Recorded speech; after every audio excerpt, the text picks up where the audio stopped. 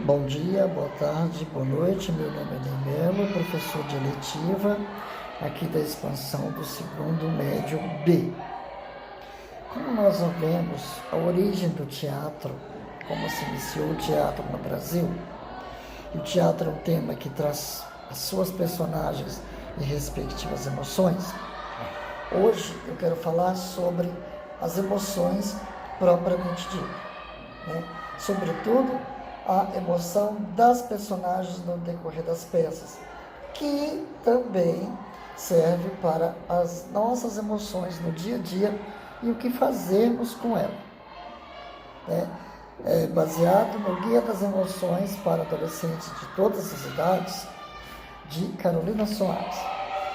Nós vamos falar sobre a raiva, o medo, a surpresa, a tristeza, a alegria, a diversão, desprezo e culpa e vergonha. O que seria a raiva?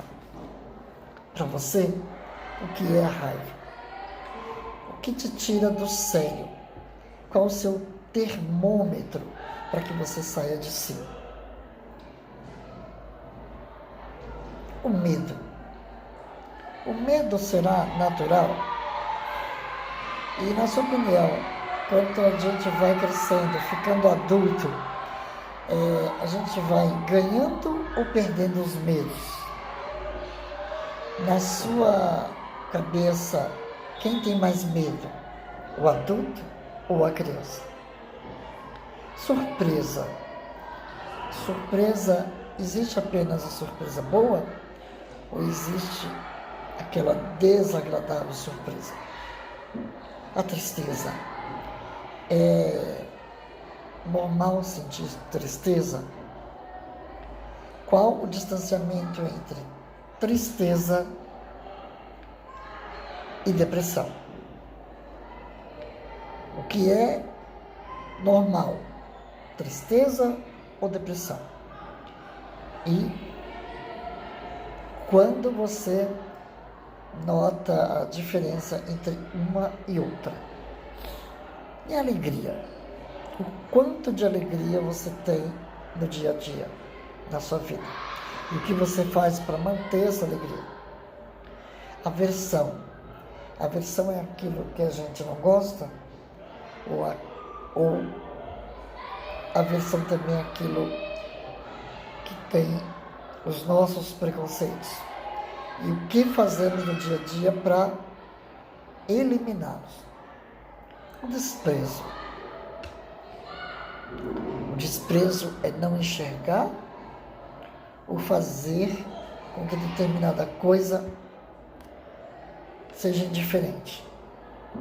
E culpa. A gente precisa sentir culpa? E qual o peso da culpa que a gente carrega? E a vergonha? É direito sentir vergonha? Qual o distanciamento de vergonha e vergonha alheia? Lembrando, essa aula não tem nada a ver, absolutamente nada a ver com coaching. Essa aula vai falar de emoções, porque no teatro as personagens também têm suas emoções. E sobretudo, as nossas emoções no dia a dia.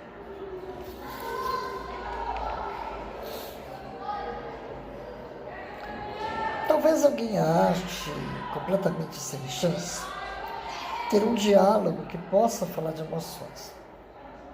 E essa é a grande razão dessa aula e deste livro, né, do livro Guia das Emoções para os Adolescentes de Todas as Idades, que também está na plataforma Ondas das Emoções, uma iniciativa onde ajuda o aluno ou as pessoas interessadas, de maneira geral, a lidar com suas emoções.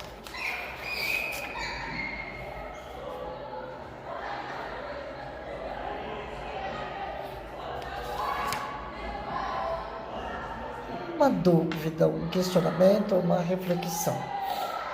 Adolescente também se estressa? E o que estressa um adolescente? né? Às vezes a gente fala, vou te contar uma parada bem alta. Às vezes dá vontade de gritar, não aguento mais. E o que fazer com esse limite de emoção? Quando buscarmos ajuda? Exagero. É isso que às vezes algumas pessoas adultas dizem o tempo todo.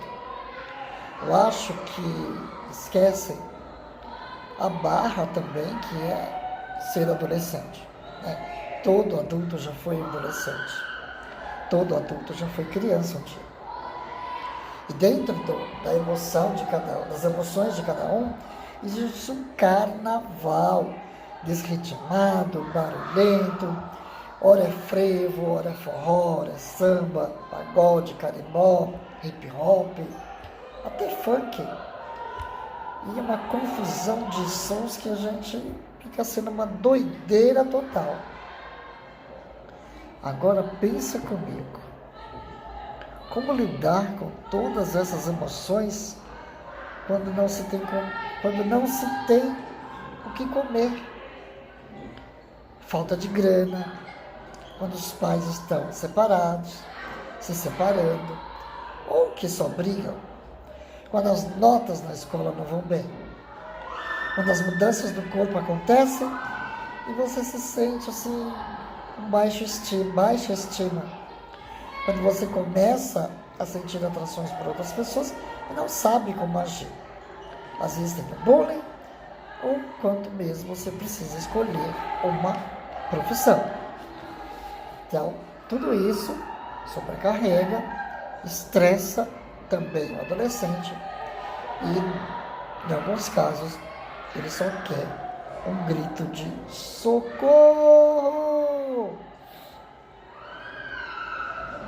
E o carnaval dessas emoções todas, dependendo da pessoa, dependendo do adolescente, ele se sente no bloco do eu sozinho, como se ninguém estivesse ali para ajudar.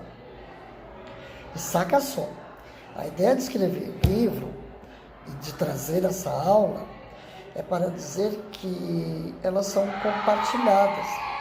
Ninguém está sozinho. É claro que a gente sente medo ou raiva por motivos diferentes. Ainda assim, sabemos o que é sentir medo ou raiva e o que essas emoções provocam no nosso corpo, na nossa mente.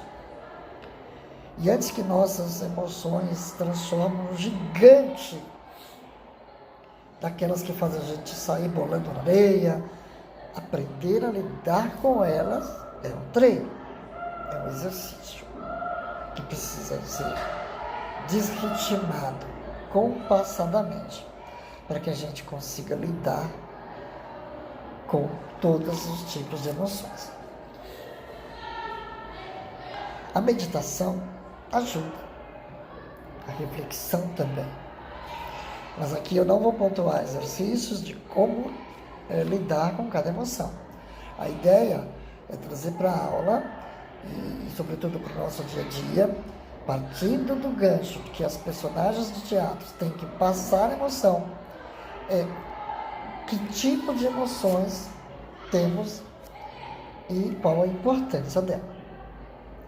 Então, afinal, o que é a emoção? A emoção é um sentimento genuíno e verdadeiro de dentro para fora. É do interno para o externo. E olha só, podemos aprender sobre emoções investigando o que se passa com a gente. Seremos os cientistas de nós mesmos. E nada de teoria, é prática. Primeiro, tente lembrar de situações que sentiu medo, alegria, tristeza, raiva ou qualquer outro tipo de emoção. E aí você vai estar utilizando gatilhos para a maturidade e a vivência e convivência social, a convivência e a vivência humana. Mas quais as funções da emoção? Eu não sei você, mas muitas vezes me perguntam para que servem as emoções, né? No bloco do eu sozinho, fico sem saber o que fazer com a ansiedade, com a angústia, com a tristeza. Mas você acredita que as emoções salvam as nossas vidas? Elas motivam a nossa existência e ajuda na nossa comunicação e compreensão. Mas qual a importância de treinarmos a nossa mente? Quem já assistiu Star Wars sabe que o mestre Yoda ensina a treinar com a nossa mente. Esse papo está longe de ser coisa só de filme. Treinar a mente significa aprendermos a identificar nossas emoções e ampliarmos a nossa percepção.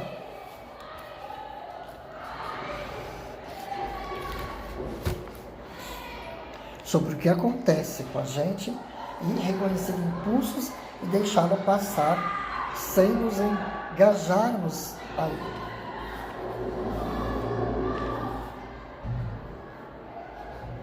E o programa da aula e o programa do livro, principalmente do livro Guias das Emoções para Adolescentes de Todas as Idades, de Carolina Soares, é pautado na reflexão, na meditação. É na prática capaz de nos ajudar a reconhecer nossos gatilhos emocionais, aprender que as emoções podem ser expressivas de maneira construtiva ou destrutiva e trazer a possibilidade de uma escolha emocional. Então vamos a elas. O que é a raiva? Quem nunca brigou por sentir muita raiva ou algum motivo? É por esse impulso de querer sair batendo nas pessoas, nas coisas, nos animais, que a raiva é considerada a mais perigosa das emoções, pois pode nos levar a machucar as outras pessoas, e principalmente a nós mesmos.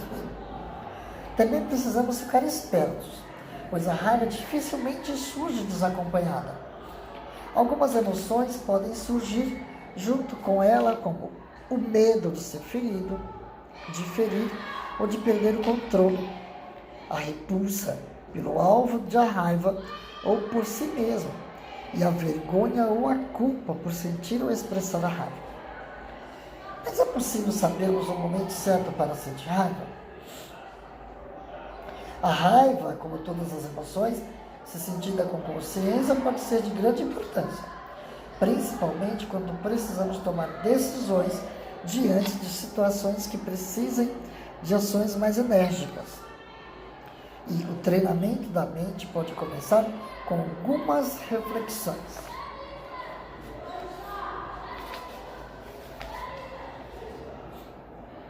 E como agir no momento de raiva? Lembre de uma raiva que você já teve, que você já passou, e faça o seguinte questionamento. Esta raiva contribuiu comigo? Essa raiva contribuiu com as pessoas envolvidas na situação? Ou essa raiva trouxe contribuições para o mundo? Em cada reflexão, dê uma pausa de 3 respirações, 3 segundos e reflita qual a importância da raiva, o quanto de frequência você tem raiva e o que essa raiva traz de bom para você ou para o mundo. Eu acredito que não traga nada muito bom, nada muito legal, nada muito evolutivo, mas ela existe, não podemos ignorar. O medo. Eu já senti medo de apresentar um trabalho na escola. Eu já senti medo de falar com um crush. Eu já senti medo de falar em casa à noite, voltar em casa à noite sem companhia. Eu já senti medo de precisar fazer algo que eu nunca tinha feito antes. Eu já sofri medo de sofrer alguma violência. O medo ele pode chegar de um nervosismo, uma ansiedade por algo que está prestes a acontecer, um pânico de ter de vivenciar determinada situação. Nosso corpo e mente acionam o medo quando há alguma ameaça de dano que pode ser real, imaginário, antecipado, esperado ou mal interpretado. Então, o medo, ele tem sua importância. O medo, ele não nos covarda. O medo, ele nos protege.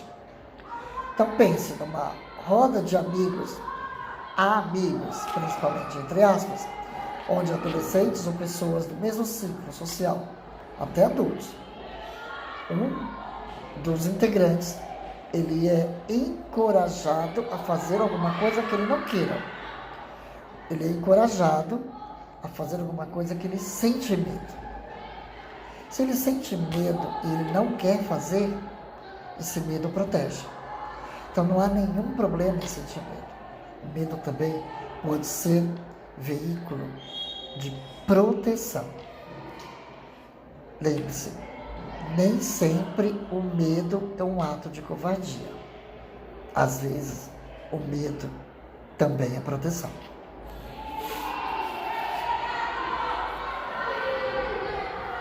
Quando sentimos algum tipo de medo e temos consciência de que estamos amedrontados, é difícil sentirmos ou pensarmos em outra coisa, a não ser a sensação de medo. Medo de falar em público pode deixar alguém com tanto medo que pode ficar assim, insuportável. Mas há controle para esse medo. Há um treinamento que leva a pessoa a ganhar segurança e não ter mais medo de falar em público, a lidar com a sua timidez. Há exercícios em que a ideia, o objetivo não é tirar a timidez da pessoa, isso é dela, mas ela exercitar esse encorajamento aonde a sua timidez não atrapalha. Por exemplo, eu sou tímido, mas para dar aula, não. Eu sou tímido, mas para subir num palco, para contracenar, para fazer uma recepção com o microfone na mão, ou um trabalho que me leve a comunicar com as pessoas, não. Mas eu sou tímido. A timidez é algo intrínseco de cada um, mas ela pode ser trabalhada para que ela não atrapalhe e não chegue a ponto de sentir medo. E do medo não querer se comunicar com as pessoas. Ao sentirmos medo, nossa mente e nossa atenção ficam concentradas naquilo que percebemos como ameaça. O nosso corpo rapidamente aciona os sistemas necessários para se preparar, para correr, para fugir da situação que provoca medo. A atividade cardíaca dispara e a atividade respiratória acelera, causando uma respiração superficial e irregular. Dependendo do que aprendemos a respeito do medo, pode nos proteger. Não podemos fazer nada ou quase nada quando sentimos medo. Então, o medo, ele é uma proteção. O que a gente não pode deixar é o medo nos acovardar. E surpresa? Surpresa também é um sentimento, né? Nossa, tive uma surpresa, recebi visita.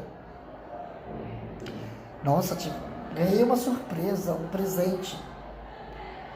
Então, surpresa também é um sentimento. Surpresa também é uma emoção.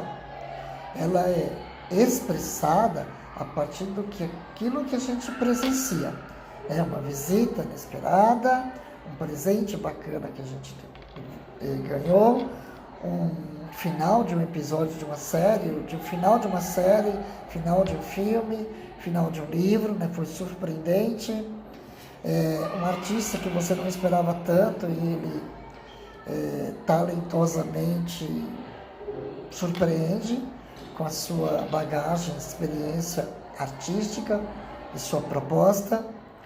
Então, a surpresa é um sentimento, é uma emoção expressada diante daquilo que a gente recebe. E a surpresa, infelizmente, também pode ser não boa. Eu vou confessar a você que Eu nem sabia que surpresa era uma emoção. Agora já sei. Aprendi que é ela a mais breve das emoções. E ocorre quando somos confrontados por algo súbito, inesperado. E dura, no máximo, alguns segundos. Por sua brevidade, a surpresa pode rapidamente se transformar em raiva, aversão, medo ou prazer. Vou lançar aqui um desafio. Quando levar um baita susto, tente se lembrar o que fazia ou pensava antes do susto. E repare que comumente a gente esquece. Isso porque a função da surpresa é esvaziar a memória. Pum. Abrir nosso espaço no nosso HD para lidar com aquilo que nos provocou a surpresa. Assim, esse estado ativa os processos de atenção, juntamente com a conduta de exploração e de curiosidade. Com a surpresa, nos deparamos com uma desaceleração da frequência cardíaca, um aumento do tônus muscular e da amplitude respiratória. Além disso, aparece um tom de voz alto junto à vocalização espontânea. A ativação da nossa atenção involuntária é necessária, principalmente porque as atenções mudam e não conseguimos prever tudo o que acontece, tornando o planejamento e as previsões falíveis. Em particular, a surpresa parte de estímulos surpreendentes e imprevistos que requerem atenção involuntária em primeiro lugar. E o que é a tristeza?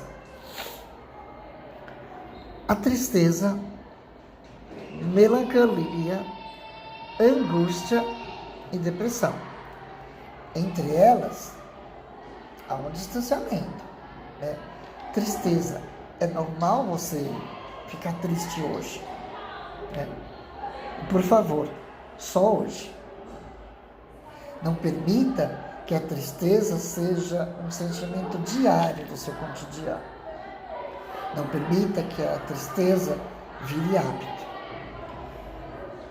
Angústia. Angústia é quando a tristeza já está mais profunda, você começa a lembrar de momentos não muito bacanas, não muito alegres, não muito felizes,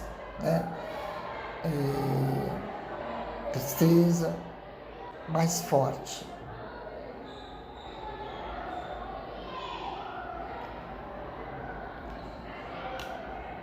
E a melancolia.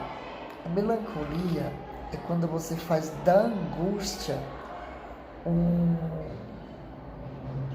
uma bolsa sentimental, emocional. Você fica melancólico para tudo que é down, leva a tristeza, atrai tristeza, atrai sentimentos ruins. E aí você fica numa perturbação. E a depressão aí já é uma doença que precisa ser tratada. Aliás, todas essas precisam ser tratadas, todos esses tipos de sentimento, Mas a depressão, a gente sabe que é a mais grave, os sentimentos tristes do ser humano, porque a tristeza, como eu falei, é só hoje, A angústia é algum momento ali que você não está bem consigo mesmo, e que precisam ajustar, conversando com amigos, com pais, com a família, com as pessoas. A melancolia é quando você está à beira da depressão, e aí você precisa sim de um ponto de atenção, de um insight. O que eu posso fazer para melhorar esse estado emocional? E a depressão, procurar um profissional da área, um especialista que vai te ajudar, te orientar, seja terapeuta, psicólogo, por uma terapia, psicólogo ou até mesmo psiquiatra. Mas são sentimentos que a gente não pode negar, eles existem. Então, se a surpresa é a emoção mais breve, a tristeza é uma das mais duradouras em determinada situação. Principalmente na perda de pessoas queridas, que atua revisando com a angústia. tá? E no sentimento de perda de pessoas, eu acho que o luto ele precisa ser respeitado. Se você não consegue ajudar, mas fique pelo menos ao lado. Não precisa falar nada. A pessoa só quer alguém do lado. E quando ela precisar conversar, por favor, dê atenção e deixe. Não fale nada. Deixe que ela fale. Ela precisa extravasar todo aquele sentimento ruim que está incomodando. E ainda que eu não conheça quem gosta de sentir tristeza, ela é fundamental para permitir a nossa conexão face a uma perda e a necessidade de buscarmos consolo e conforto, né? É a tristeza que é o nosso sinalizador para pedir ajuda, tá? Na alegria a gente quer pessoas para compartilhar. Há entre aspas, egoísmo. Mas na tristeza, a gente quer pessoas para nos acolher. Então, a tristeza, sim, ela é um sinalizador para a gente buscar uma ajuda. A tristeza e a agonia são dois lados de uma mesma emoção. A tristeza é o lado mais resignado. A agonia é o lado que protesta e tenta lidar mais ativamente. E fiquem sabendo, quando estamos tristes, também podemos sentir raiva e culpa. Respondemos com tristeza à tristeza dos outros, e isso gera conexão. Você já reparou que quem tem um problema, quem está triste, quando vai compartilhar com alguém, ao invés de a pessoa, o ouvinte, ficar calado só ouvindo quem está precisando falar, ele também quer expor os seus problemas, quer expor as suas tristezas, quer expor as suas mazelas, fazendo com que inconscientemente tenha uma competição de quem tem mais problema. E quando uma pessoa se sente desencorajada ou não amada, ela frequentemente busca conforto e não uma solução. A expressão da tristeza é uma poderosa requisição por conforto. Lembrando, a tristeza, ela quer conforto, ela não quer uma solução. Porque a tristeza ela vai se dissipando gradativamente. Não há uma mágica, não há uma pílula, não há um remédio contra a tristeza. Ela é gradativa, ela vem, ela é uma maresia, ela é uma onda. Ela vem, molha a sua areia emocional e volta, vai embora. E por que chorar? Meninos não choram. Mas parece uma menina chorona. Já ouviu essa frase? Preste atenção. Menino não chora, menina não chora. Parece uma menina chorona, parece um menino chorão. Está errado esse conceito. Quando você pensar em dizer menino não chora, pensa, humanos choram, humanos se emocionam. E por que será que o choro passou a ser algo tão recriminado? Hoje não mais, mas já foi muito. O choro é um processo natural e necessário para manter o equilíbrio de nossas emoções.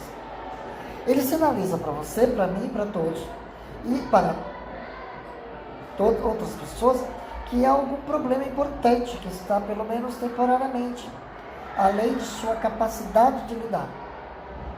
E existem tipos de lágrimas, sabia?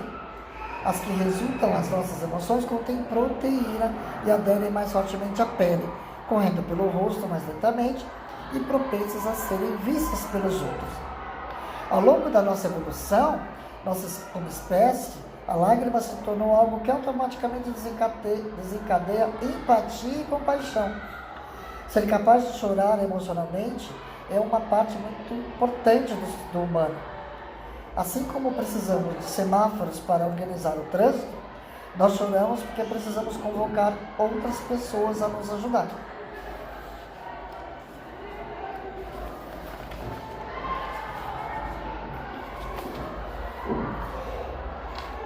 Três questionamentos. O que faria você verdadeiramente feliz? O que você faria, o que você gostaria de receber do mundo para ser genuinamente feliz? Que transformações que gostaria de fazer em si mesmo? O que você gostaria de oferecer ao mundo? Ao final, relaxe, sinta como foi o processo, como ficou sua mente ao responder esses 4 questionamentos. Um outro sentimento é alegria. Na real, diz aí, quem não gosta de estar feliz? Dar aquele sorrisão, estar com a galera, sem estresse, tudo na boa. A alegria é a nossa expressão natural de compaixão e empatia, de bem-estar. Quando estamos tristes, é a certeza de que também existe a alegria que nos fez erguer forças para não ficarmos só tristes.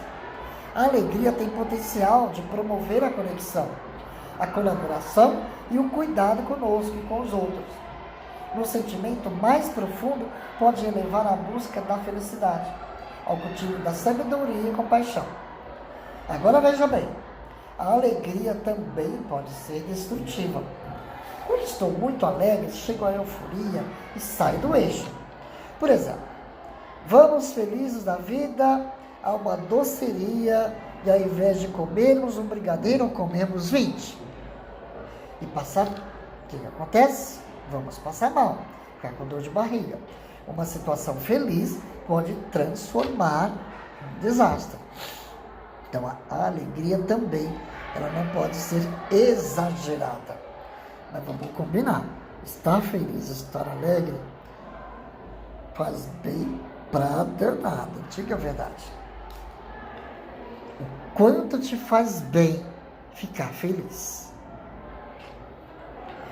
Também, quando estamos muito alegres, podemos criar fixações ou obsessões que irão perturbar o equilíbrio das nossas emoções. Desculpa, isso pode acontecer quando queremos muito comprar algo e não conseguimos pensar em outra coisa. A gente desvia o foco das outras coisas que a gente tem, das outras coisas que a gente vive e fica só martelando. Eu preciso comprar aquilo. Estou pensando em comprar aquilo. Estou no computador, preciso comprar aquilo. Estou assistindo filme, preciso comprar aquilo. Então, às vezes, a alegria vem junto com a ansiedade. E ela também precisa ter o equilíbrio, né? A gente pode até estar alegre da maior parte do nosso dia. O que ela não pode se materializar. Né? A alegria, ela não é material, ela é emocional. Quando ela se materializa, entre aspas, para determinado objeto, aí ela já não está em equilíbrio. E a principal função da alegria é nos ajudar a desenvolver empatia e compaixão. Quando estamos alegres, nos permitimos olhar para nós mesmos e para outros com mais cuidado, atenção e carinho.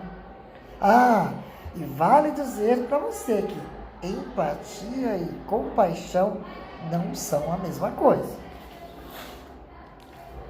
A empatia é quando sentimos e reconhecemos as dificuldades e angústias de outra pessoa. A compaixão é quando sentimos e reconhecemos as dificuldades e angústias de outra pessoa e nos colocamos a mudar a situação, a fazer algo por aquela pessoa. A empatia só assiste. A empatia só entende. A compaixão se aproxima e ajuda.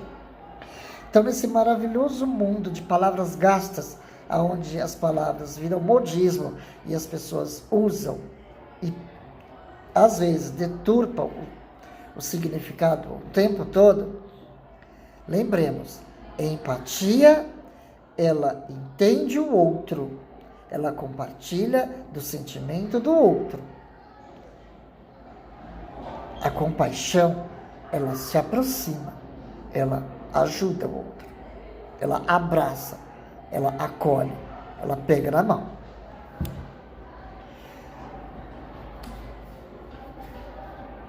Nem sempre saberemos o que fazer, mas sentir esse impulso é a nossa certeza de compaixão, que brota naturalmente dentro de todos os seres. É quando nos ajudamos mutuamente que brota aquilo que chamamos felicidade genuína. E a aversão? A aversão será algum tipo de sentimento? A aversão é fácil de explicar? Não, não é? Basta a gente sentir um mau cheiro, provar uma comida com gosto diferente, esquisito, escutar um som irritante, um barulho, ou tocar em algo com textura desagradável, para que chegue a aversão, né? Aquilo que nos repele também nos protege. Então a aversão também ela não é um sentimento todo ruim. Ela também é prima distante do medo. O medo nos protege. A aversão também, né? O medo nos protege psicologicamente falando, eu diria. E a aversão, ela nos protege fisicamente falando. A aversão é provocada pela sensação de que algo nos faz mal. É ofensivo, venenoso ou contaminado. Logo o corpo reage, nos fazendo sentir diversos tipos de mal-estares gastrointestinais, acompanhados de náuseas. Além disso, você poderá observar um aumento cardíaco frequente e respiratório, arrepios e tensões musculares. A aversão nos ajuda a rejeitar ou repelir algo que acreditamos potencialmente danoso para a nossa saúde e bem-estar. Sua função, como eu disse, é nos proteger, é evitar contaminações e infecções. E quando não há nenhum risco e ainda sentimos alguma aversão? Isso porque a aversão também ganha contornos socioculturais, infelizmente, bastante presentes na nossa sociedade, o que faz com que a gente apenas diga, não gosto e ponto final. Calma. A aversão, esse sentimento, essa espécie de sentimento, ela nos protege fisicamente daquilo que não nos faz mal. Ela não pode ser entendida, a aversão, como um preconceito, né? Muito cuidado. Ao longo da evolução humana, também desenvolvemos aversões pelas ações e aparências das pessoas e até pelas ideias. Alguns fatores que levam à aversão são universais, enquanto outros são muito mais culturais e individualmente influenciados, né? Assim, historicamente, foi-se ensinado que determinadas pessoas, por serem diferentes, precisavam ser distanciadas e, para isso, utilizaram da aversão para não convivê-las com essas pessoas, o que é uma coisa muito triste, né? Seja por cor, seja por religião, seja por aparência física, seja por algum tipo de deficiência, tá? Então, essa aversão não interessa. A aversão, ela também é cultural, no sentido de status quo, né? Eu vou ter aversão a determinada classe social. Aí eu diria que isso já não é um sentimento de aversão. E ainda bem que o mundo está mudando. Isso é um tipo de preconceito. E esse tipo de preconceito só tem um significado: crime. Existe também a aversão pelos individualmente influenciados. Eu vou aqui, não é de política que eu quero falar, mas a gente sabe que talento, artisticamente falando, né, algumas pessoas acabaram demonizando a obra de Caetano Veloso, de Chico Buarque e de Gilberto Gil. Porque esses três tem uma ideologia, né, política diferente, aversa à ideia daqueles que demonizaram suas carreiras.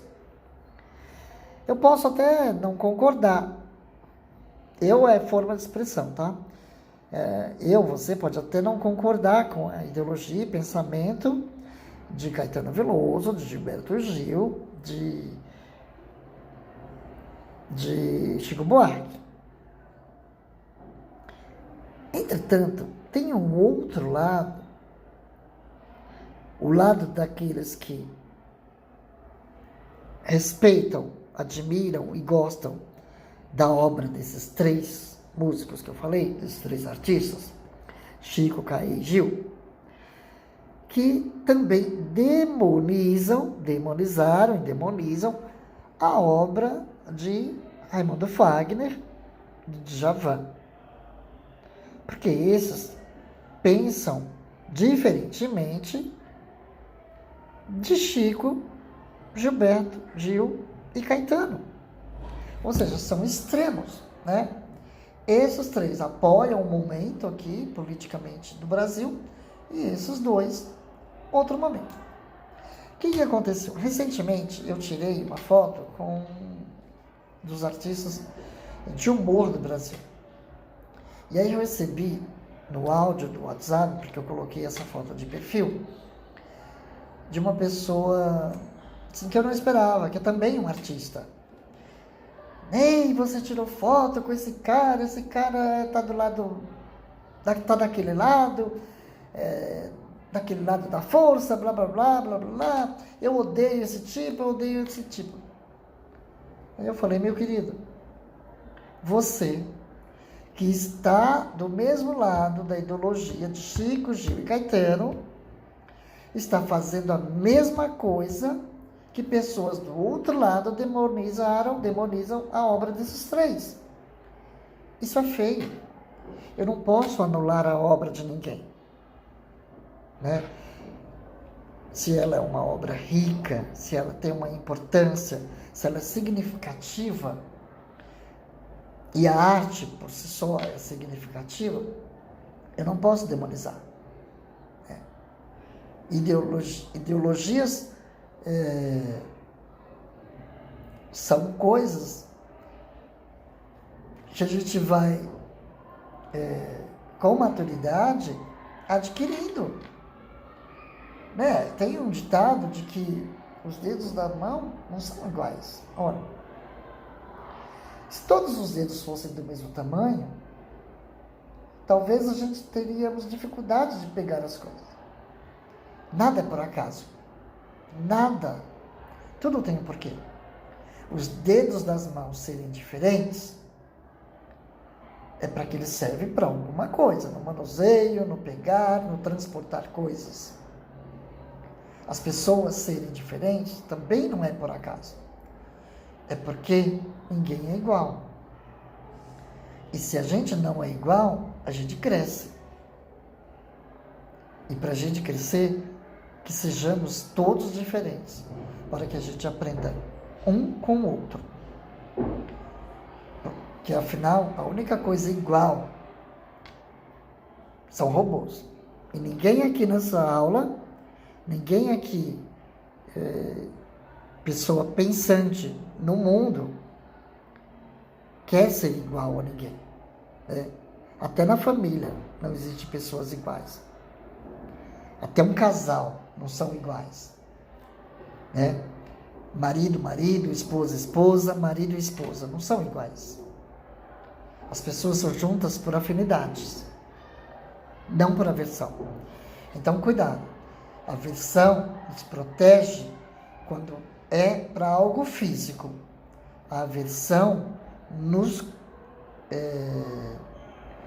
incrimina quando é para distanciar. Distanciar o outro porque pensa diferente. Distanciar o outro porque tem tamanho diferente. Distanciar o outro porque tem algum tipo de deficiência. Distanciar o outro porque ele não sou eu. Isso é muito ruim. Porque dentro de cada um outro tem vários eus que ajudam a me construir.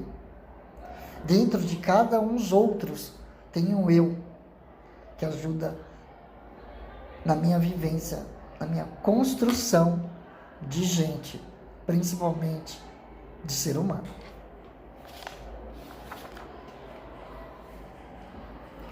E o desprezo? O desprezo também é um sentimento. O desprezo sinaliza o sentimento de se perceber superior, de não precisar se adequar ou interagir. Ele afirma poder, status. Ah, que triste. Ao longo de nossa evolução como espécie, o desprezo nos ajudou a enfrentar grandes desafios.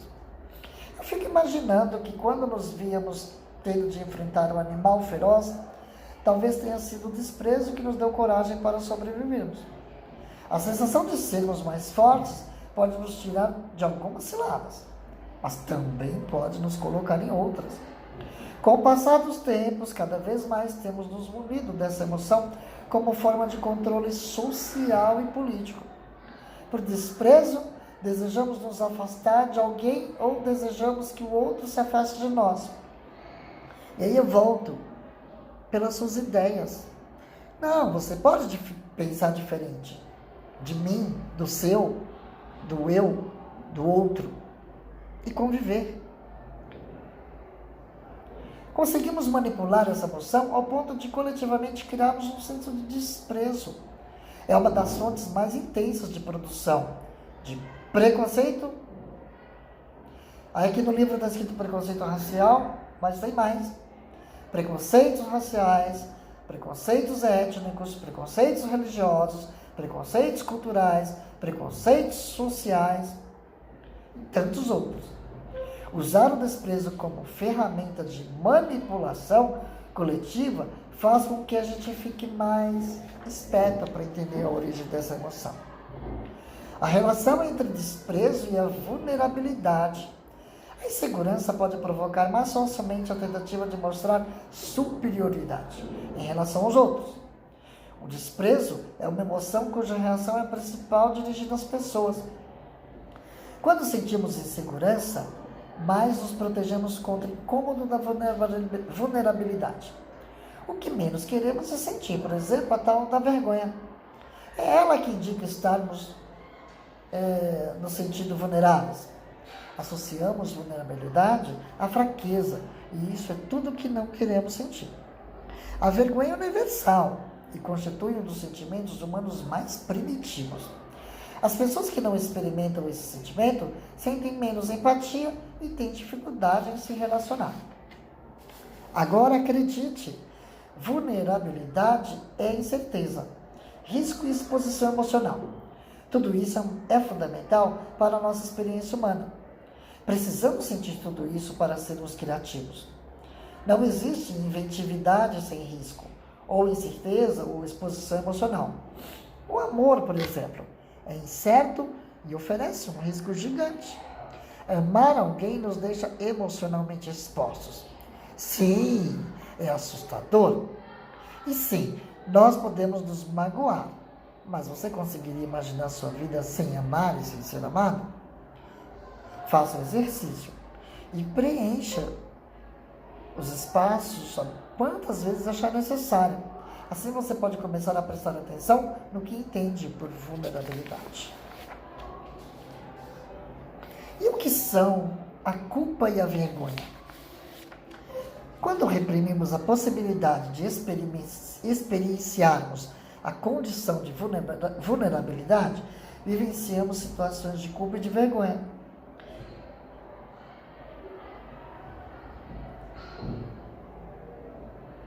A mensagem da culpa é: eu fiz uma coisa má.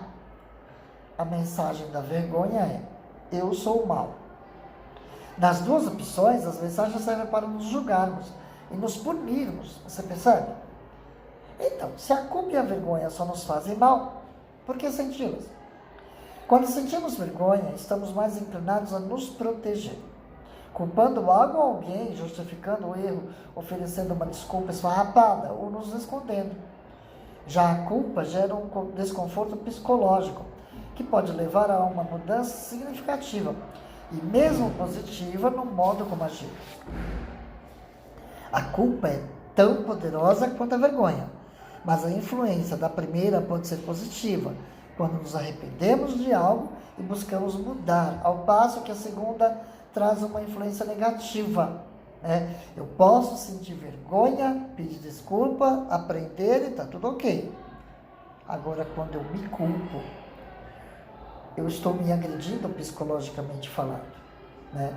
A gente tem que ter cuidado em fazer determinadas coisas, a ponto de não sentir culpa. Porque tem coisas que você não precisa se sentir culpado. Tem coisas que faz parte do processo de maturidade do ser humano. Quando passamos vergonha, nos sentimos desconectados dos outros e ávidos por valorização.